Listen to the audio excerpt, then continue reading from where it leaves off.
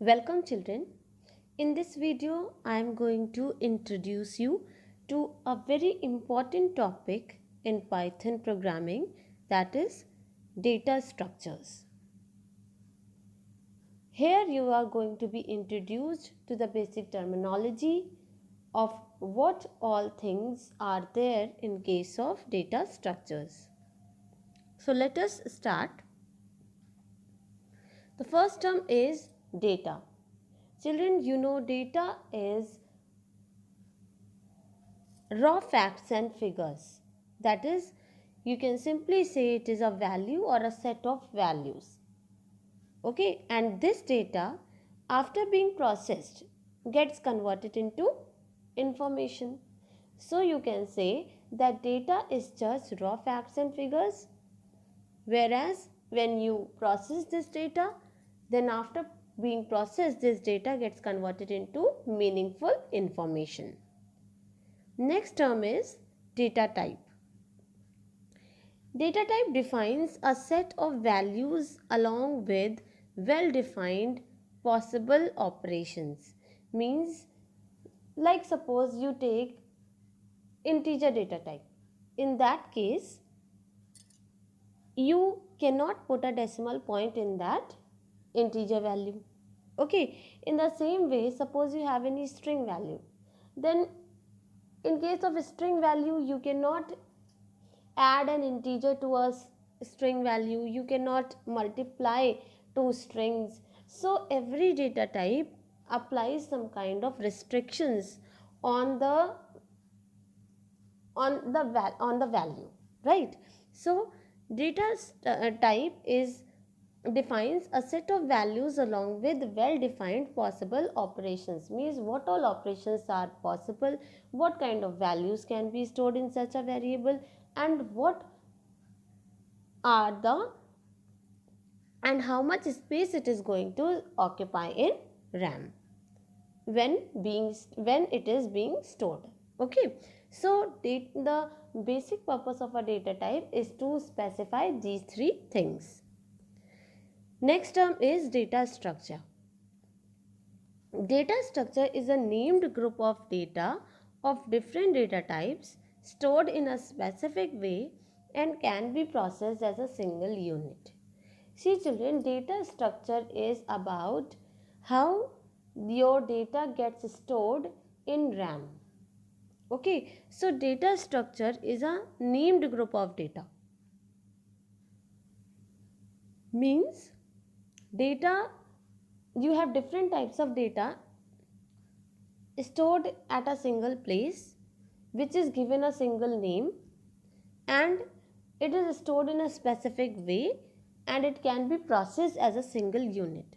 Let us understand data structures in detail. Data structure is a specialized format for organizing and storing data so that memory can be used efficiently. तो data structure क्या है? एक तरीका है जिससे आप अपने डेटा को मेमोरी में ऑर्गेनाइज कर सकते हैं. Means you can store it in an organised way, ताकि आपकी जो रैम है, मीन्स मेमोरी है, मेन मेमोरी, वो एक बेटर वे में यूटिलाइज हो पाए.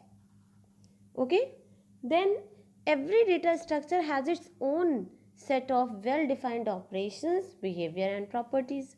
This means that every data structure has a particular way of storing data. ठीक है, हर डेटा स्ट्रक्चर का एक पर्टिकुलर तरीका होता है डेटा को स्टोर करने का, और जिस तरीके से वो डेटा को स्टोर करता है तो उसी के हिसाब से उसके ऑपरेशंस होते हैं, बिहेवियर होता है, प्रॉपर्टीज होती हैं. This will be clear to you when I will be explaining different types of data structures to you. Okay, तो अभी आप बस इतना समझ लो कि डेटा स्ट्रक्चर एक तरीका है जिससे हम अपने डेटा को ऑर्गेनाइज्ड वे में मेमोरी में स्टोर कर सकते हैं. और इसका एडवांटेज क्या है कि when you organise it in when you store it in an organised way, you can process it as a single unit, you can access it as a single unit, and it helps to make efficient use of RAM. Okay, now talking about the classification of data structures, Data structures are broadly classified into two categories. First is simple data structure, second is compound data structure. Then simple data structure example is array or linear list. We will be discussing all these in detail in few minutes. Then compound data structure is further divided into linear data structure and non-linear data structure. Where the example of linear data structure is stack, queue and linked list. Whereas non-linear data structure examples are tree and graph. Okay, so children, basically we are going to focus upon stacks in this video because as per the syllabus of CBSE, stack implementation of stack as a linear list is there in your syllabus, so we'll be focusing upon that, but I'll be introducing to all these types of data structures that I have shown you here. Okay, so talking about simple data structures, these are the ones that are normally built from primitive data types like integer, floating point numbers, uh, boolean, etc., strings, etc. Okay, so simple data structures वो data structure होते हैं जो कि primitive data type से बने होते हैं. Okay, example क्या है? एरे और linear list. Whereas compound data structures वो डेटा स्ट्रक्चर्स होते हैं जो कि सिंपल डेटा स्ट्रक्चर्स को डिफरेंट वेज में कंबाइन करके बनते हैं. So simple data structures when combine in various ways to form more complex data structures, they result into compound data structures. Okay, now as you know that compound data structures are divided into two categories. You can see in this chart, these are of two types, linear and non-linear. Okay, so talking about linear data structures, these are the single level data structures where elements form a sequence. ठीक है, देखिए सबसे पहले simple data structures वो हैं जो कि primitive data type से बने होते हैं, यानी कि int, float, char, double, means int, float, boolean etcetera, right. Then compound data structures वो डेटा स्ट्रक्चर होते हैं जो कि सिंपल डेटा स्ट्रक्चर से बने होते हैं. Now simple data structures are of two types, linear and non linear. तो लीनियर डेटा स्ट्रक्चर्स वो डेटा स्ट्रक्चर्स होते हैं जिसमें first of all you have a single level of data structure. ठीक है, और दूसरा इसके एलिमेंट्स में एक सीक्वेंस होता है, means the elements are somehow connected to each other. It will be clear to you with the help of examples and diagrams which will be discussed later. Second category is non-linear data structures which are multi-level data structures. मतलब यहाँ पे single level नहीं होता है, multiple levels होता है. Examples are tree and graph. Okay, so let us see linear data structures with the help of diagrams. You can see here this stack, queue and linked list. Okay, you can see this is the stack. This stack is a linear data structure because it is a single level data structures. Children, here stack is shown in a vertical way, but when stored in RAM it is stored in a horizontal way only. So just to simplify it, the diagram is always made like this. It becomes easy for you to understand stack like this. So that is why it is made like this, but when implemented in RAM it is implemented in a horizontal way. In the same way you can see queue is also having a sequence of elements, okay, connected to each other, and it is a single level data structure. Third example is linked list. अभी जो linked list है इसमें देखिए क्या है कि आपका जो एलिमेंट्स हैं वो हैफाजेडली प्लेस्ड है रैम में. ठीक है, एक साथ नहीं है, लेकिन तब भी ये आपस में कनेक्टेड है और एक सीक्वेंस में है. जैसे कि आपकी यहाँ से स्टार्ट हो रहा है, ठीक है, यहाँ से स्टार्ट हुआ, फिर इधर आपका एलिमेंट्स जा रहे हैं, फिर यहाँ आ रहा है, फिर इधर, फिर इधर, फिर इधर. तो इस तरीके से भले ही इसके elements through out RAM scattered हैं, but they are connected to each other and are forming a sequence, and these are single level data structures, right? So that is why this also comes in the category of linear data structures. Now talking about non-linear data structures, as I said, these are multi-level data structures. So you can see in the diagram, this is tree where you can see how many levels are there. See, this is the level, these are the three levels. In the same way you can see in graph also, these are in so many levels, right? So this is your simple non-linear data structures, and these were your linear data structures. Now we'll be discussing these data structures in detail. So first of all, I am taking up the simple data structure, means example of simple data structure, that is linear list or array. Just have a look at the diagram again. You can see that linear list or array is the simple data structure, ठीक है. फिर compound data structure के अंदर जो linear category होती है उसमें stack queue and link list आता है, और नॉन लीनियर के केस में आपका ट्री एंड ग्राफ आता है. Okay, now see linear list और एरे क्या होता है. देखिए, आपने लिस्ट पढ़ी है, और लिस्ट में आप जानते हैं कि list is a collection of values of different data types. अलग अलग टाइप की वैल्यूज़ का कलेक्शन होता है enclose with in square brackets. उसी लिस्ट में अगर आप एक रिस्ट्रिक्शन लगा दें कि उस लिस्ट में सिर्फ एक ही टाइप के एलिमेंट्स होंगे, then such a list is called linear list. So the basic difference between list and linear list is that list can be combination of different types of values, but linear list is a combination of a single type of value. Means if one element in linear list is integer, then all the values are going to be integer only. If one value is a string, then all the other values are going to be string only. तो ऐसे list को हम linear list या फिर array कहते हैं, ठीक है. So array refers to named list of a finite number of elements. मतलब एक सिंगल नेम होता है, फाइनाइट नंबर ऑफ एलिमेंट्स होते हैं. लिस्ट को इमेजिन करिए, बहुत सारे एलिमेंट्स हैं, एक ही नेम से रेफर होता है, ठीक है. Where all the elements are of similar data types. This is the punch point कि सारे एलिमेंट्स एक ही टाइप के होने चाहिए, मीन्स होमोजीनियस होने चाहिए. In simple words, a list that contain similar type of elements is termed as an array और linear list. Okay, now these arrays can be one dimensional, two dimensional, multi-dimensional. Various dimensions में ये available हैं, but we are basically going to work on one dimensional arrays only. Then in Python, arrays are implemented through the concept of linear list और numpy arrays. अब numpy arrays आपके syllabus में नहीं है, तो we are going to implement this array with the help of linear list in Python. Okay, now here you can see the difference in the with the help of an example. You can see that this is the first list. In this list you can see that one value is string, another is integer, then you have float, then you have string. So this is a list, not linear list. But if you keep the same type of elements, you can see here 12, 34, 52, 45, 89, 15, all these are integers. So such a list is called as a linear list or array.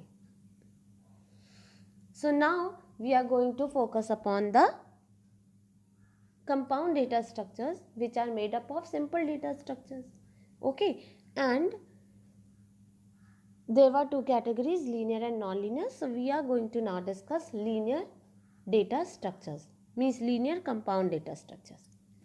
First of all is stack. Stack very important as far as your syllabus is concerned.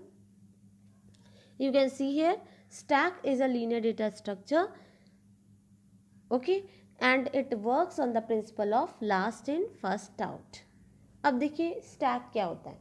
Stack को आप imagine करिए कि आपके पास एक book है और आपको उस बुक की 50 कॉपीज़ एक बॉक्स में रखनी है. वो बॉक्स भी आपका पर्टिकुलर उस बुक के साइज़ का ही है. तो अगर आपको उस बॉक्स में बुक्स रखनी है तो you have just one and open. ये जो हमारा स्टैक होता है इसमें सिर्फ उस बॉक्स का एक एंड ओपन होता है, जिसको हम कहते हैं टॉप एंड, ठीक है. तो you can see in the diagram also it is like this एक बॉक्स टाइप का है, यहाँ पे आप देख रहे हैं ये एक बॉक्स टाइप का है जिसमें सिर्फ एक एंड ओपन है, ठीक है, only one and is open, from here only you can insert and from here only you can delete. तो ये जो हमारा स्टैक है it works on the principle of LIFO, that is last in first out. Last in first out का मतलब जो element सबसे बाद में इंसर्ट होगा वो सबसे पहले डिलीट हो जाएगा। जैसे आप इमेजिन करिए आपके पास एक you have to keep books in that box, तो जो बुक आपने सबसे आखिरी में रखी होगी उसी को तो आप सबसे पहले निकाल पाएंगे, ठीक है, क्योंकि आपके पास नीचे से बुक निकालने का ऑप्शन नहीं है, साइड से बुक निकालने का ऑप्शन नहीं है, you have just one and open. तो अगर आपको नई बुक ऐड करनी है तो आपको टॉप से ही ऐड करनी है, और डिलीट करनी है तो भी आपको टॉप से ही डिलीट करनी है। तो ऐसा जो डेटा स्ट्रक्चर होता है जिसके साथ ये रिस्ट्रिक्शन होती है लास्ट इन फर्स्ट आउट वाली, उसको हम कहते हैं स्टैक, ठीक है। सो stack is a list with the restriction that insertions and deletion can only be performed at one end called the top। तो स्टैक सिंपली क्या है, एक लिस्ट है, लेकिन आप जानते हैं कि एक नॉर्मल लिस्ट में आप कहीं भी इंसर्शन कर सकते हैं, कहीं से भी डिलीशन कर सकते हैं, लेकिन अगर उस लिस्ट को हमें स्टैक बनाना है तो हमें उस लिस्ट पे एक रिस्ट्रिक्शन लगानी पड़ेगी कि वो जो हमारा लिस्ट है उसमें इंसर्शन और डिलीशन बस एक एंड से होगा, जिसे हम कहते हैं टॉप, ठीक है। तो आप इस डायग्राम में देखो ये एक लिस्ट है, इसको वर्टिकली शो किया गया है समझाने के लिए, लेकिन होती हॉरिजॉन्टल ही है, ठीक है। तो एक एंड ओपन है ये वाला, यहीं से इंसर्शन यहीं से डिलीशन। तो जो सबसे पहले एलिमेंट डाला है, देखिए यहाँ पे 1 डाला गया, ठीक, तो 1 देखो यहाँ पे 1 आ गया, ठीक है, ये 1 यहाँ पे आ गया। फिर 2 डाला गया तो 2 भी ऊपर से ही डाला गया, तो 2 यहाँ आ गया। अब अगर आपको 1 निकालना है तो पहले आपको 2 निकालना पड़ेगा, फिर आप 1 निकाल पाओगे। तो इंसर्शन और डिलीशन इसी तरह होते हैं एक ही एंड से, and last in first out. तो जो हमें 1 निकालना था तो पहले 2 निकालना पड़ा तब 1 निकाल पाए, है ना। तो यहाँ पे जो बाद में गया था वो पहले डिलीट हो गया, ठीक है। You can see here some examples of stack. You can see stack of books, stack of coins, memory stack, ठीक है। मेमोरी में भी स्टैक के से बहुत सारे इंपॉर्टेंट मीन्स इम्प्लीमेंटेशन होते हैं। आपका डेटा जब भी स्टोर होता है तो वो स्टैक के फॉर्म में स्टोर होता है, ठीक है। हम कहते हैं ना कि मेमोरी में जाके ये वैल्यू स्टोर हो गई, तो वो कैसे स्टोर होती है, इन्हीं डेटा स्ट्रक्चर्स के हेल्प से स्टोर होती है, ठीक है। उसके बाद क्यू क्या होता है, देखिए क्यू को आप ऐसे इमेजिन करिए, you are standing in front of a fee counter, ठीक है। तो जब भी आपको लाइन बनानी है, ठीक है, पहले आप ये डायग्राम देखिए, जब भी आपको लाइन बनानी है, क्यू क्या है, एक लाइन है, जैसे कि आप असेंबली में खड़े होते हैं लाइन बना के, जैसे कि आप फी काउंटर पे खड़े होते हैं, जैसे आप टिकट काउंटर पे खड़े होते हैं, तो दैट इज अ क्यू, ठीक है। Literal meaning is also a straight line where people get added from back and they leave from front। देखिए अगर आप फी काउंटर पे फीस जमा करने के लिए खड़े हैं तो जो लाइन में सबसे पहले लगेगा वही सबसे पहले फीस सबमिट करेगा और वही सबसे पहले लाइन से जाएगा। तो यहाँ पे क्या होता है, first in first out. So Q works on the principle of first in first out. तो लाइन में जो सबसे पहले लगेगा वही सबसे पहले जाएगा, और जिसको भी लाइन में ऐड होना है उसको एंड पे ही ऐड होना होगा, बीच में ऐड नहीं हो सकता। अगर आप बीच में ऐड करते हो तो वो क्यू नहीं है। क्यू का रूल ये है, new person will get added at the end and people will leave from the front. तो आप इमेजिन करिए आप फी काउंटर पे खड़े हैं, तो आप सबसे पहले लग गए तो आपने फीस जमा की, आप सबसे पहले बाहर भी हो गए, ठीक है। इन द सेम वे जो फिर आपके पीछे खड़ा होगा फिर वो फीस सबमिट करके लाइन से हटेगा, और जिसको फीस जमा करनी है वो पीछे पीछे लाइन में ऐड हो जाएगा, ठीक है। तो this is the principle of Q, first in first out. Stack में क्या था, लास्ट इन फर्स्ट आउट, जो सबसे आखिरी में लगता था वो सबसे पहले बाहर जाता था, लेकिन क्यू में जो सबसे पहले लगेगा वो सबसे पहले बाहर जाएगा, ठीक है। तो आप यहाँ पे देख सकते हैं कि यहाँ पे 2 एंड ओपन होते हैं, front for deletion and rear for insertion. यहाँ पे देखिए ये जो फ्रंट है यहाँ से डिलीशन होगा, ठीक है, और new people will get added from the back which is called the rear and.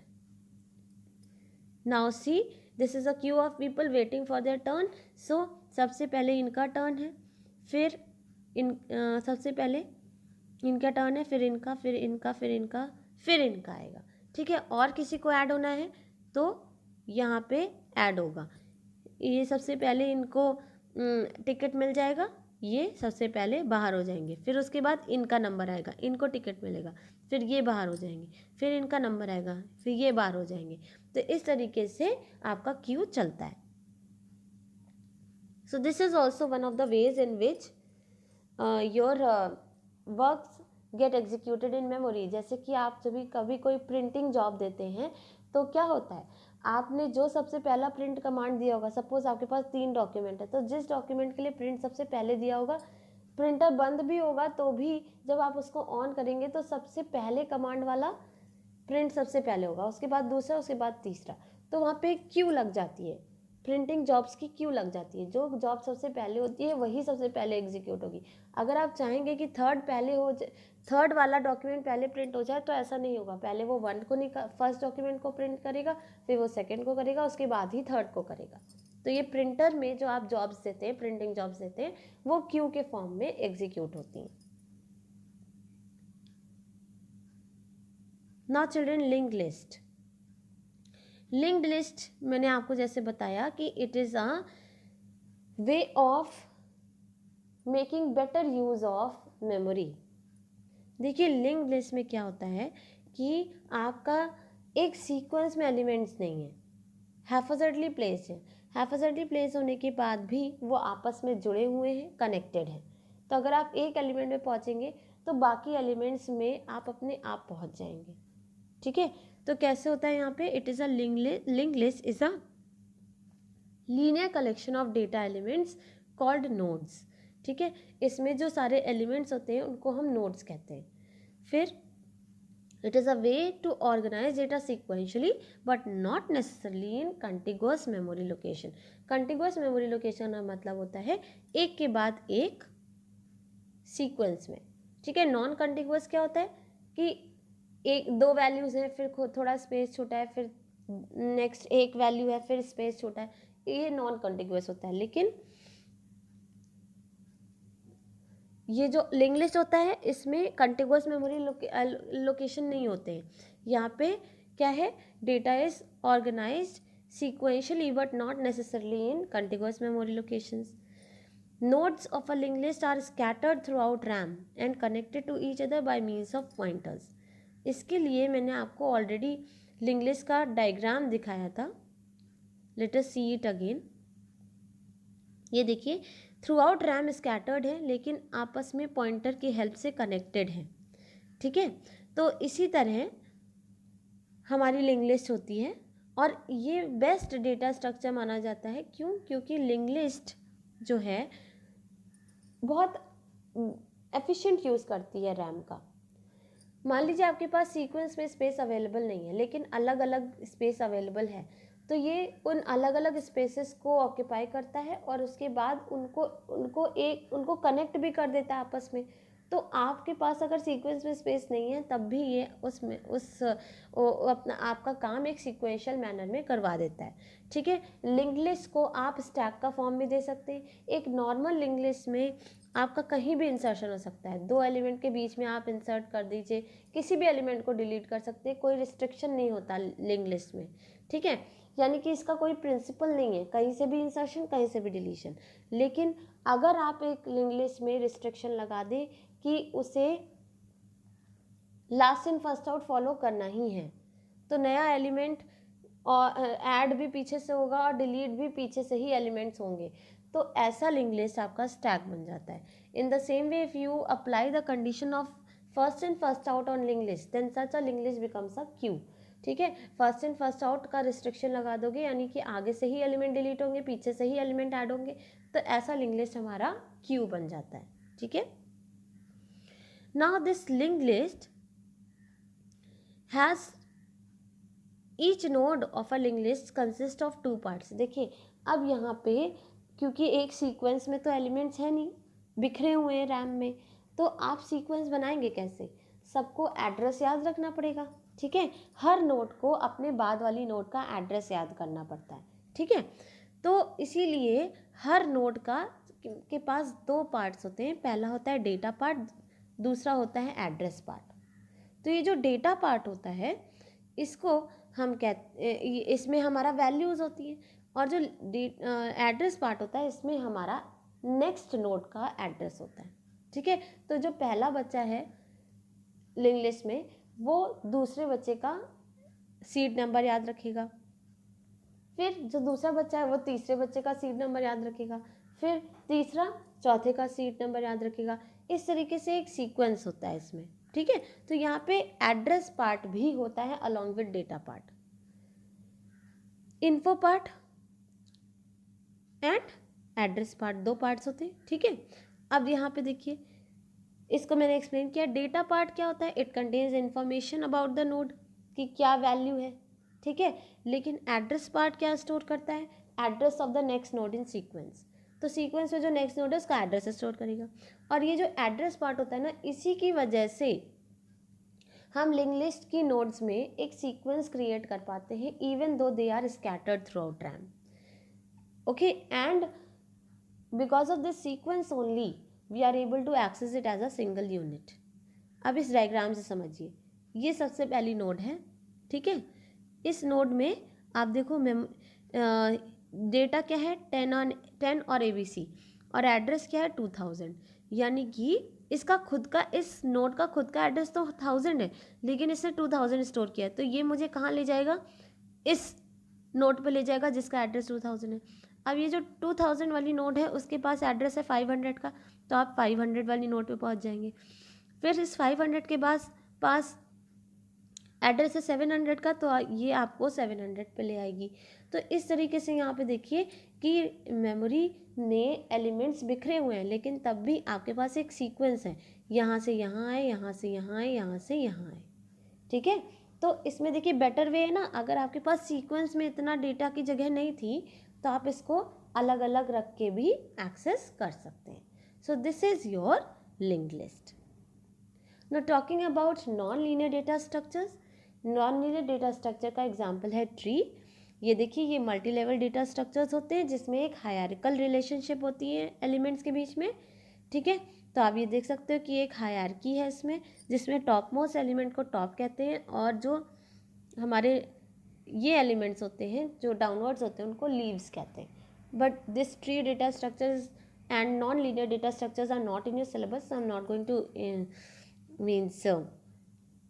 continue it in detail. So this was all about the introduction to various data structures and classification. I hope all of you must have understood. If you have any doubt, you can write it in the comment section. Thank you so much.